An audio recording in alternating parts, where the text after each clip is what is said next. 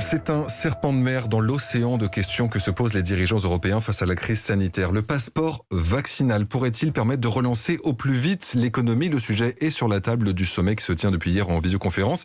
Certains, comme Emmanuel Macron, préfèrent parler pour le moment d'un pass sanitaire. C'est en tout cas un long travail de concertation qui commence, Isabelle Horry. Oui, une fois de plus, c'est un test pour la capacité des Européens à se coordonner. Le risque, s'ils ne se mettent pas d'accord dès ce printemps, c'est que chaque pays élabore ses propres règles dans son coin. La Grèce et Chypre ont d'ailleurs déjà conclu des accords avec Israël.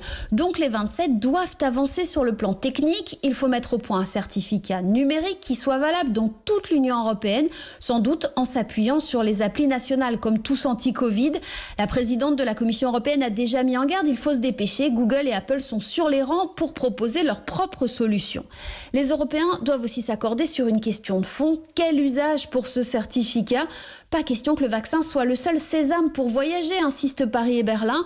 S'il n'y a que les vieux, les soignants, les Britanniques et les Israéliens qui peuvent bouger, ça va poser des problèmes, résume crûment une source européenne. Emmanuel Macron l'a dit dans la réunion et en conférence de presse. La jeunesse aussi doit pouvoir passer les frontières. Merci Isabelle Horry, correspondante d'Europe 1 à Bruxelles.